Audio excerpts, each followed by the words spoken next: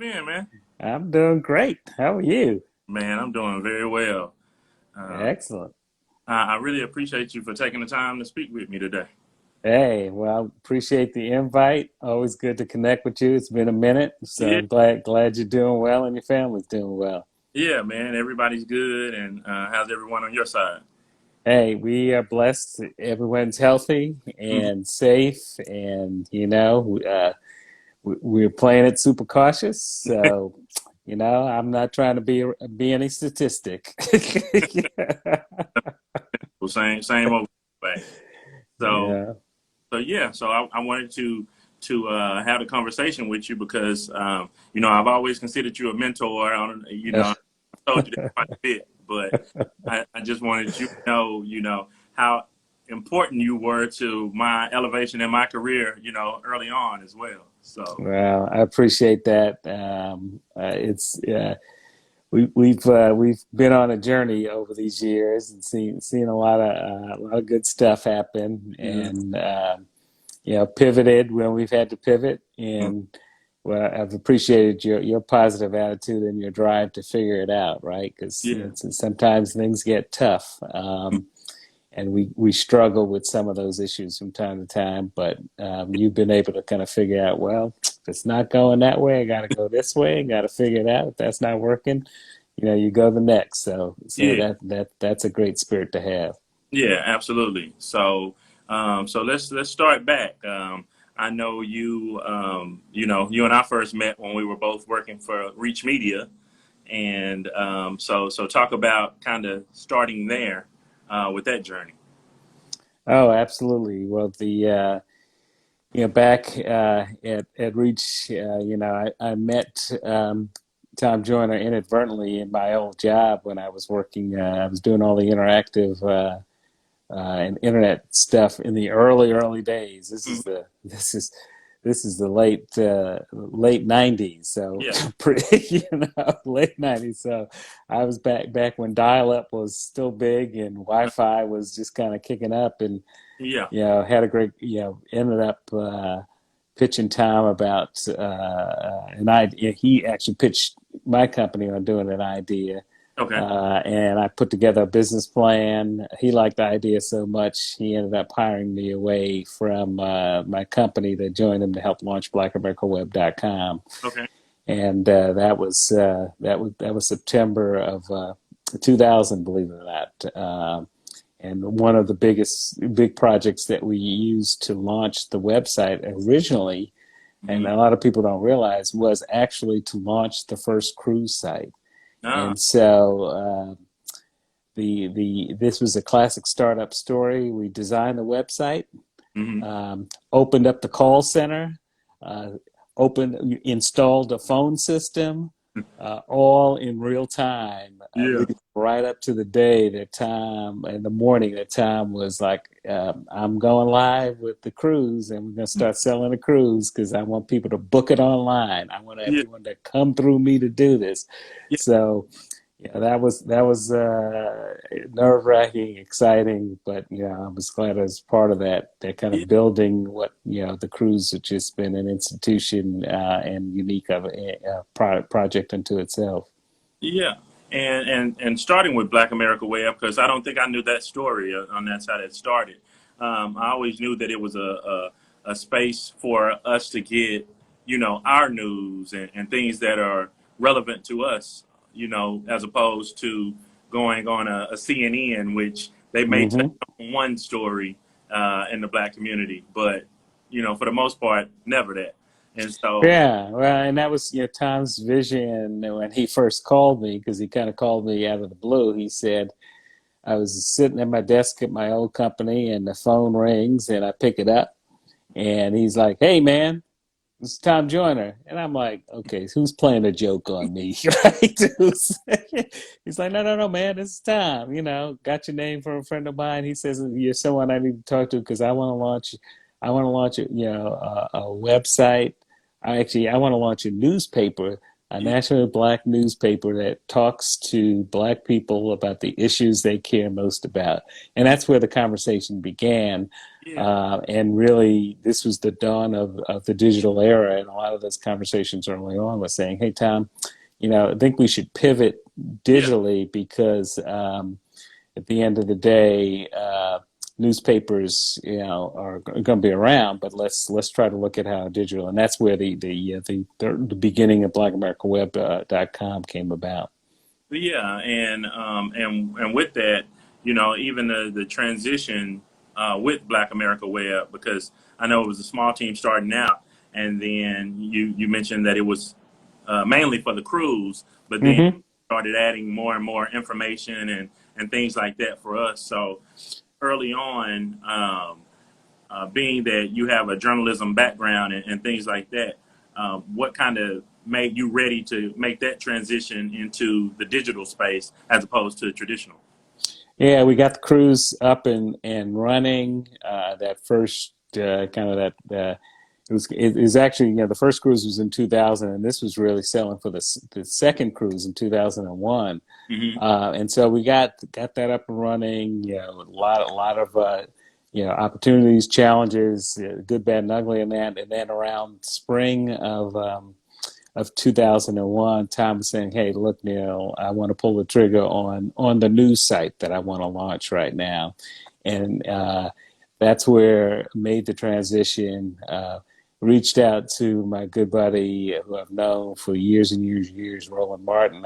And I said, "Hey, Roland, you want to help me launch this site?" And I chose Roland for any number of reasons because I know he was like me. We were both news junkies. Yeah. We could never get enough of it, and he and I had been actually kicking around a bunch of different concepts prior to that. Yeah. And I knew that if we were launching a black news site that was 24/7 tied to a nationally branded show, the Tom Joyner Morning Show, and that Tom was relying on us to give him news and information that really targeted his audience. That it started off with Roland and I, and then we built up the team that eventually included freelancers around the country. Involved a development team. Yeah, we ended up bringing on folks who designed the site, designed tools for the site. Um, it was the kind of thing. Tom came to us one day and said, "Hey, I want folks to be able to play card games on the site." Uh, we worked with Donna Bird, who came on board to help run the site along with Roland and I and our team. And Donna Bird worked with us to find a developer, and we found a developer, and for a while you could play bid whist, hearts, spades. Oh, Because Tom was like, he said, "That's my audience. I want them to be able to do that. So go figure it out." yeah. And it was the funniest thing finding a developer, walking them through the skills. We brought on many card playing experts. I'm not a card junkie, so I was not the person, but I knew the technology enough on how to pull it together. And Donna knew the business model approach to it. So we ended up being, we launched an online marketplace. We had news that was popping. We had a newsletter, and it really became a source that every morning, Tom got a fax with all the headlines on the site, and he referred to it throughout the day, and became kind of an extension of what the morning show was already known for. Yeah. And now he had additional content to go around that. What's ironic about that in 2001, right? We Mhm. launched that site in and around late spring. I think it was around June of 2001. Okay. And what happened in September of 2001? Right. 9/11 happens, and we became kind of the focal point of trying to tell the story of how 9/11 affected Black folks in this country. And that was an emotional day for so many of us. But for Tom and the show, it was just, it was just so nerve wracking and emotional for us all. Yeah. That ended up, we ended up using the website as a tool to collect anecdotes, and Tom launched the Black America Web .com relief fund where we could help families and people affected by that. So you know, it really helped bring energy and definition to what we were trying to accomplish with the website. Yeah, and I'm glad you mentioned that, about the show as well. And one thing about working for Tom Joyner, it was always a party, but it was a party with a purpose. And so I eventually want to write a book about the evolution of urban radio, because Mm-hmm. when urban radio first started, it was to let people know what's going on in their communities, right? And to pass out information, whether it was for a march or protest of anything like that. And so, and then you start adding these entertainment aspects. But as like when advertisers and things start getting involved, then it's like, okay, now you got music in there. Now you have ads. Is it still the same? Are the shows still serving the same purpose that they? Mm-hmm. And then as someone like a Tom Joyner retires, now what we're left with are these shows really giving that purpose out to people, and can we listen to those shows for that? And I'm reminded of like you remember how, I guess that was the 90s when it was the thing that Denny's wasn't serving black people. I think it was in North Carolina, South Carolina, somewhere like that. Mm-hmm. But it's Mm-hmm. like, okay, but if Denny's is a sponsor, are you still running that story about them not doing this? Or, what are you doing? Yeah. So, Well, I think what's a couple points there. Tom believed that the black radio was always a source for critical information for our community. hmm He tells those great stories of growing up as a kid in Tuskegee, Alabama, and the civil rights moments in the era, and knowing that black radio was the one that told people where to go and which church to meet at, and which church basement, more importantly, to meet at yeah, before you went out for the march. But he also, as he built that show, held the sales team accountable to say, advertisers need to become partners with us because my audience is listening. yeah, And we saw it throughout his career, and I think that's the power and opportunity for all black radio nowadays, is that and Tom understood that, is that those advertisers that came on board had to realize that if you were going to partner with him, you had to understand that African American audience was powerful, had hmm resources to spend, and that if you taught them, if you treated them poorly, they would respond. And by the way, I will tell them how to respond to you. And he did that with any number of accounts. And yeah, Denny's, you mentioned Denny's, and Denny's was one of those companies that had a tough time. They reached out to Tom, and they've been partners with him. They were working with him for 20 years because they realized Tom was a voice, and they partnered with him on Sky shows, and they continue to do that on scholarships. But that's a great kind of brand example of how black radio and how brands and advertisers, if they understand black radio, particularly as we move forward during this critical time at this crossroads in this country, yeah, is that if you establish strong partnerships with black media, there are opportunities, one, to support a voice that has so much credibility in yeah, the audience, and there's so much high potential a little pivot from where you're starting, but I think it's critical is that if brands are going to advertise, one, brands need to have an advertising plan for black media, period, and two, they need to look at this black media plan as one that's ongoing and yeah. not just for the moment. They can't just get caught up and say we'll throw some dollars and then we'll move Just on. They say got we to be, spent it. Yeah, we spent it, check the list. No, commitment is critical. And Tom held, I think, set the model for a lot of black radio for Urban One and Radio One, which Mrs. Hughes certainly understands in her mission and what she wants to accomplish with the shows.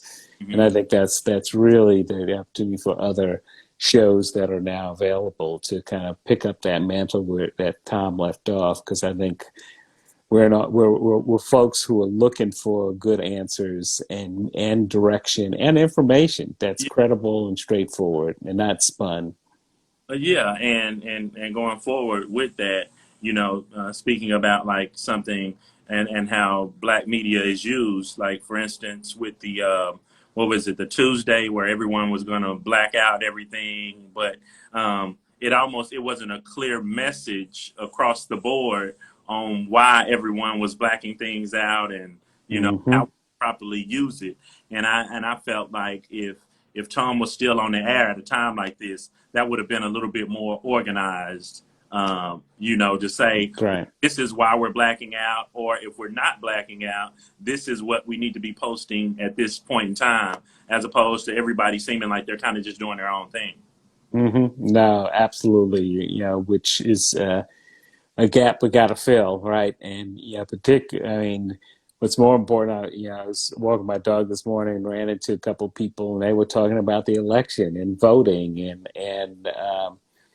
and these were white folks talking about it, being worried about their votes being suppressed, Yeah, and and I had to laugh to myself because I actually wore today a shirt from from 2004 when we worked with Tom on and the NAACP and the Urban League. We had a voter registration yeah, line, a hotline, and even though there wasn't a black candidate, it was John Kerry running for president. But Tom was it was like, look, I want to get black folks registered because yeah, that's the thing we did. He did that at Sky Shows. That was an extension of the old Sky Shows that he did, and he wanted to extend that.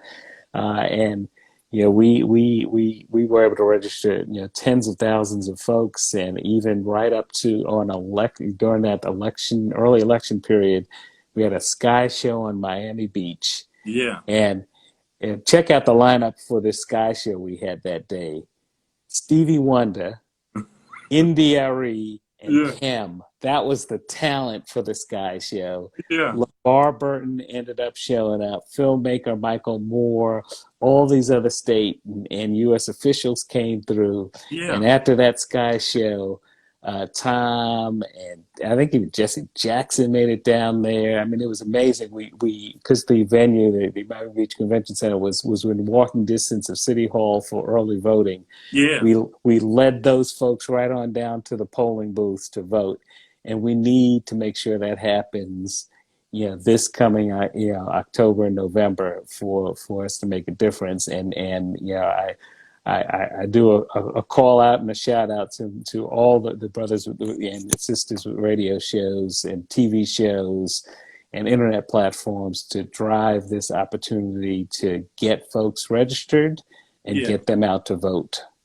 Yeah. So going back to that, and talking about the election, the current election, and how black media is used. I know I was quite disappointed the way that Joe Biden was. When he was on the Breakfast Club, it seemed as though he was rushing to get off. His press Mm, conference, even talking over it. He really didn't answer any questions. It was more like he was talking as opposed to listening and then yeah. funding. So that was kind of disappointing. And even in an instance like that, I'm like, man, there's no way he would have been able to get away with that. No, no, not at all. Because Sybil would have cut in, Yeah, or someone else would have cut in to say, "Now, wait a second, Joe, what's your platform? What are you trying to do? And yeah. how are you really going to move forward in a big way?" hmm Yeah, and I just want us to use our media for larger um, larger regions, because I've been listening to a lot of I've been going back and looking at like how the Black Panther Party had their 10 points.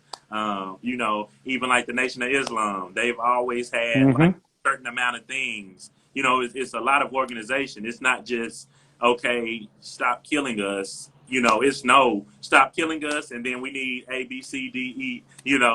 Going through, and that's what I kind of hope that as black media, that we can get to more of that, so that way people are on the same page. Yeah, it because of social media, there's an opportunity to spread the word really quickly. Hmm Black radio can help amplify that word and bring credibility to it because I want to emphasize the credibility part of it Yeah. because what we've all witnessed, sadly so, is that social media also has fueled a lot of, I'll just call it what it is, stupidness, Yeah. rumors, myths, false. false beliefs that really are based nothing more than fear, Yeah. and the opportunity that I think Black radio can do, particularly for our community, is debunk all these myths out there about voting Yeah. and what the 5G network is going to do to you, and what all these things that end up being viralized to make up a word, going viral to create fear and not based on information, and I think that's where we have that chance to kind of change the narrative, get the facts out there, and actually put a plan in place that said, yeah, because we can't be in a position that says, "Oh, I'm gonna sit this one out again because shoot, same old thing's gonna happen. Don't mean nothing to me." Right. Well, it does mean something to you, and local elections do mean something to you because those are the people, who are going to hire the police chiefs. They're going to hire the sheriffs. They're going to, enforce local laws. Yeah. So as we talk about what's the role of police in our communities, well, if we didn't go to the city, if we didn't vote in the city council meeting, and you're mad at the city council for not understanding why we're mad at them, and they all don't look like our community or don't share the values of our community, shame on us for not showing up. We have to show up. We have to, we have to be vocal about it. So I think what we've seen in the last, 30, 45 days, which I hope it continues, in peaceful ways, that folks are tired. Folks want to say, Yeah. now's the time to make a move. Hmm. And we can do that politically, and we're also seeing that corporately. The door is kicked open; it's not even cracked anymore, right? It's wide open. We got your attention, and let's do it. Let's let Black media be the catalyst to kind of bring all this energy, far beyond election day, because the beat don't stop drumming, on election day. That's when whatever happens on that day, we got to hold whoever's elected accountable to get stuff done that is in our interest, that protects our justice, that gives us access to those things that we need to, so that we can really feel even more of a part of the country we believe in so much. Yeah, and talk about the work that you've done. I know you're a professor and involved in a journalism program at the University of North Texas. So, and also involved in NABJ, I believe. So, Right, numerous hats. So for more than 14, almost 13 years now, I've been teaching journalism at the at UNT's Mayborn School of Journalism. So been fortunate to help prepare a generation of new storytellers. yeah, I just love hearing from my students. Some of them doing great work in journalism, in PR, and advertising, other forms of business. yeah, And that's been great. I mean, because of my longstanding involvement with NABJ, I've also been the advisor of the UNT student chapter there, and they're doing great work. They've been a runner-up to the student chapter of the year for a couple of years, which I'm really excited about. A testimony of the commitment of those students to do great work beyond their schoolwork. And then, in the area of public relations, I'm president of the National Black Public Relations Society, 20-year-old organization dedicated to making sure that the images of blacks and others are told in a positive way, as well as creating opportunities for folks to get into business. So, that my whole passion about diversity, both recruiting, both retaining and promoting black folks in the business, is a passion of mine. It's a job when I had back in the early '90s that I said I wish I could work. I wish I didn't have to do this anymore. That I would work myself out of the job. Sadly, so we're still at it. Newsrooms, and particularly newsrooms from the reporter side, is still not diverse enough. Leadership's not diverse enough. In mhm, advertising and PR agencies, it's still a road that is, sadly so, still not. The doors aren't wide open enough when I know there's talent available. I know some of the talent who's out there who should have opportunities to do great things. Yeah. So being that you've been involved in PR, for years and years, and then seeing everything change to digital and internet, and even social media. So how in a climate like this do people like verify stories, right? Because at this point, it's almost like outside of TMZ, who you even though sometimes they rush information out way too early, usually they're right. But outside of that, how are people verifying this information? Because so many people want to be first with news. Yep, yeah, but we're in a period where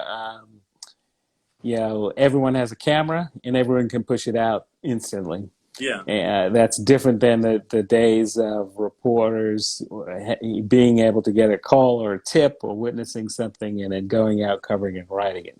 Hmm. That's the new world we're in. So the responsibility for me as a reporter then has heightened because now, in many cases, some of the things I'm covering are already in the public domain. So now I have to re-engineer what has happened to make sure that um, I've got that I'm talking to as many people as possible. So I'm talking to the victims, I'm talking to the witnesses, I'm talking to the police, I'm talking to the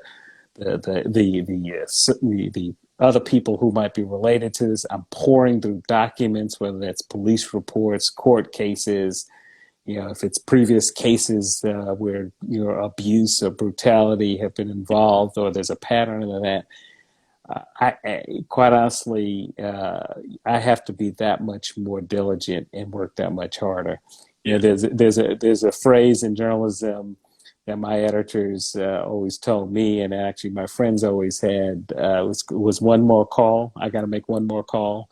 Yeah. And what we're lacking today in a lot of the journalism we see is that one more call, right? Well, did you make not only one more call, but did you ask the other part that I actually drill into my students is that simple question that channels our 4 and 5 year old self. Remember, that question we always used to ask when we were a kid: Yeah. why? And our parents used to say, "Why are you asking so many questions?" Yeah. That's what we do as journalists. We need to ask questions. If we don't ask it, who will? Right. And if we don't follow up and get clarity to that, I don't care who calls you names and cusses you out. Our responsibility is to ask questions Yeah. and get information. And our duty as journalists is to make sure we take that information and share it with our readers, our followers, our viewers in a way that helps them understand that and I would say, there's a lot of criticism about the credibility of journalists. And, I've even been in those conversations. Oh man, you just make stuff up. You guys, it's all fake news. It's like, no, I'll bring 10, 20, 30 journalists in here and every one of them is committed to telling the story.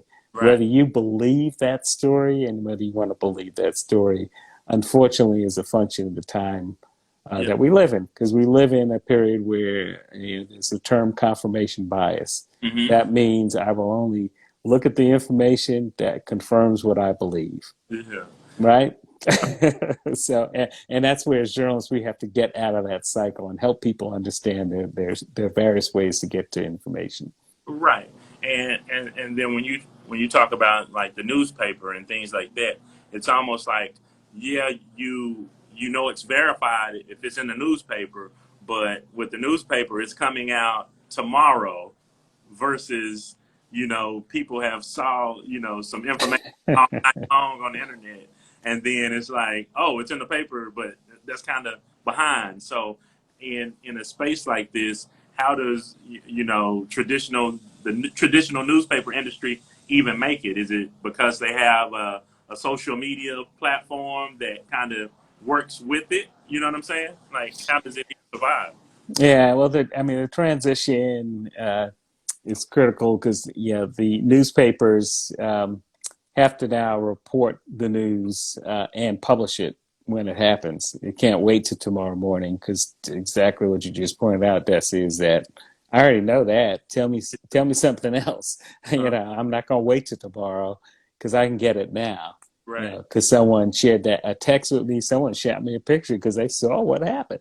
Yeah. So part of the transition over the last 10, 15, 20 years is the culture within newsrooms, and particularly in the last probably 10, really intensified in the last couple, is that real-time news means publishing as it's happening, Hmm.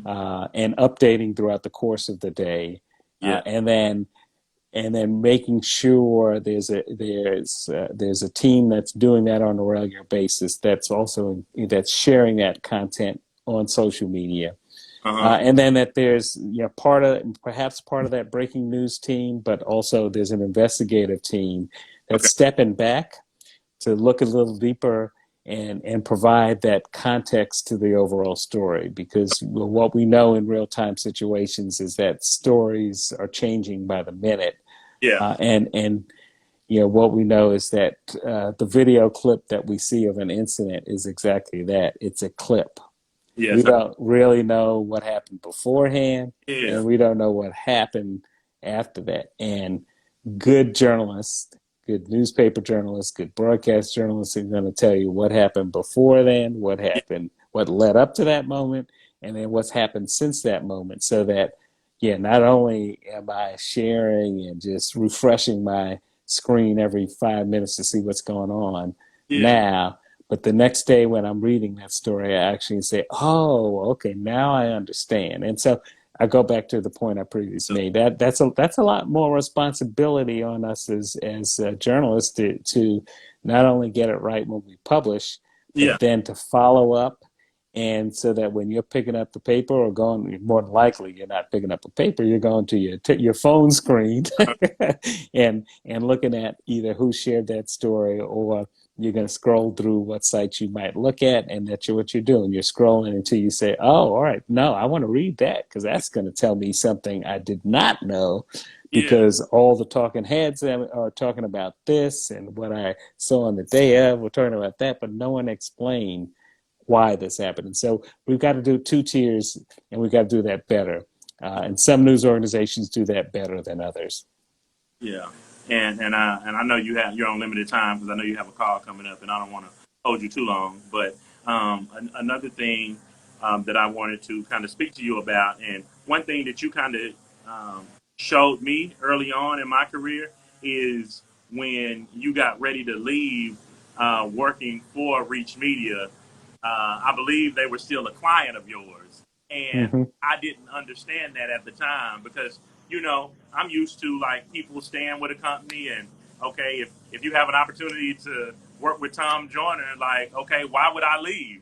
But you know what I'm saying? But you Mm-hmm. were like, you know what? I'm going to focus on my company, but they're still going to be a client of mine. And up until that, I didn't even really realize that. And so that was one thing that you showed me that was like, you know what? There is another way to do this. That's right. Well, my advice to so many who ask me about that and others is, I mean, you got to do good work wherever you are, right? Yeah. And you are known by your work ethic and the quality of work you do. Fortunately, I had built up that reputation, and for a time and reach, and we reached a point where we were at a transition point. And for me, it was, look, I want to launch my own company. Hmm. Um, and they were like, "Well, cool, launch your own company, but we still need your expertise." And so they were able to bring me on to help out with the foundation and special projects over the years. I mean, look, I left, as I mentioned, I left in 2007 from full Yeah. time with Tom, and had worked with him right up to his entire retirement in some way. So Yeah. that transition was built off of me building a reputation that you could trust me, that I do good work, Yeah. and that I will deliver for you because I have an expertise that you can't find elsewhere. And I think that's, if in fact you're working someplace and you're like, man, I got to get out, I got to do my next thing. Uh-huh. I just warn so many young folks who get so frustrated. It's like, I got to just move. I got to move on. That's like, well, right now, you got a paycheck and a job, Hmm. which is a good thing. Yeah. Uh, do the best you can, one. Two, what is it that you need to learn in the current job that you are working in that can help you prepare yourself for the gig that you really want, if that's being on your own or the next job, Right. so that each day you go into the job, you're going in with an attitude of, okay, here's my plan for today. Here's what's on my checklist. Yeah. Here's who I really need to talk to, and maybe spend some time learning what they do, because that's, I kind of am interested in that, but I'm not sure. Yeah. Which is different than an attitude saying, "Oh, I hate my job. I just can't wait. I'm going to go in and look at my clock. Can't wait till lunch, and then I'm going to check on out." I mean, you're going to be miserable. So if you got a plan, work on that plan. And if that plan is to launch your own business, then use your current situation to learn as much as you can. Because whatever that job is, even if it's not the job you expect it to be or want to be, it's just a job to make some money. Learn something from it. If you're driving Uber, if you're delivering stuff for Amazon, if you're working at a restaurant, if you're working as a clerk somewhere, Yeah. there are skills that, I mean, that what I've valued over the course of my career is that, I had a summer job where I worked in a mail office. Yeah. I was gathering mail that was delivered, putting it in slots. We had the Xerox machines for that whole, division of the company. People would say, "Hey, this was back in the day where individual departments had copy machines. I was making copies. I was collating. I was stapling. I mean, which guess what? When it came down to run my own business and I had to put together, major reports or major projects and stuff, I Yeah. guess what? I had that in my repertoire stuff. So so that's a long way of saying, Dessie, that fortunately that worked out well for me. It was and that was all built off of building a good relationship with the people I worked for, showing them I was committed to the work that I did, and using that as a transition to build a new business. Yeah, and I know like after that, I ended up probably leaving after a year. I was there for like a year. I was like, you know what? I want to do my marketing, so I Yeah. left. But I will say that I left on good terms. I probably left a little bit too early, but I did leave on good terms. Oscar and I were always really, really tight. So Oscar ended up bringing me back, doing a similar role, selling the cruise, but it was part time. And it was great because I still was able to do everything else that I was doing myself, but Mm-hmm. had a regular paycheck and still got to go on the cruise and network. And what I realized was coming back that second time was that even being affiliated with a great brand will help build your company up, because Mm-hmm. it was like, oh, you work for Tom Joyner? Okay, well, I think you can do marketing for me, even though it had nothing to do with it. Like my role at working there was something completely different than what I was doing on the side, but it still Mm-hmm. gave me that credibility, because it's like, if you can work for him, then I know you must be good at what you do. And That's right. yeah, and then that led to me being his assistant, and then that's a whole nother level of people understanding what kind of work I could do, and and things like that. So it was a great experience overall. Well, American Express used to have this phrase, "You're known by the company you keep," Yeah, and I think that's absolutely true in life. You are known by the company you keep, and you know, people are watching all the time, whether you think they're watching or not.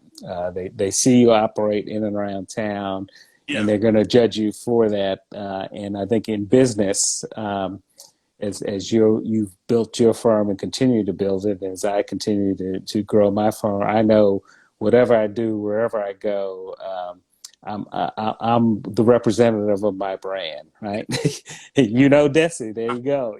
That's the great way to kind of reaffirm the brand. But that's I know with Foot Communications and Footcom that people are expecting a certain quality, a certain relationship, a certain experience when they encounter us, and that reputation then translates to the referrals. People are like, "Well, Neil, how'd you build your business?" And truly, what's the phrase? Truly blessed and highly favored. I mean, because of that reputation, the phone rings because of referrals when people are like, "Look, you don't know me, but I talked to X, yeah. and they said you're the guy I need to talk to." So. tell me what you got. I don't know if you can help me, but let's see if we can do that. And that's I'm always grateful for that, because those are the kinds of things our mama and grandmama always tell us. Better mind yourself, because be on good terms, you be courteous and treat people on the way up as you treat them on the way down, right? Huh? Because they're gonna be right there looking at you saying, why should I help you out? You didn't Right. do anything for me. It's like, no, everybody has value. Everybody can help you grow, can contribute to you. And if you treat them well, down the road, I mean, I've gotten calls from people, as I'm sure you have, from, working with Tom and Reach over the years. You didn't even know, but they're like, oh no, I saw you working on the cruise, and Later. I'm doing this now, and I thought, I knew you were busy on the cruise, but I just wanted to call you to say, here's what can you help me, or can you refer to me, or how should I do that? And it's like, Huh? cool. That's what we do, and that's what we learn, that's so important for how we're going to move forward in life and in everything we do. Yeah, and yeah, and I want to get you out of here because I know you have a call Oh, in. you're good. We're good. Yeah. Perfect. But yeah, but man, I appreciate you so much for being on with me. I didn't know if you was gonna say yes or not because I don't, you sometimes behind the scenes, so I just never know. So hey, Well, I was honored you reached out to me. I saw some of the other sessions you did, so always, if available, would love to, love the conversation, and love to learn more about all the things you're doing, and however I can contribute to building your brand and your business. Love being a part of that. and thank you so much. And I'm outside, so it sounds like everybody's mowing and so. Yeah, that time of the day, man. They're trying to get it in. Exactly. All right, man. Well, good talking to you. Take care of your family. Yeah, absolutely. You have a great day. You too. See you now. Bye bye.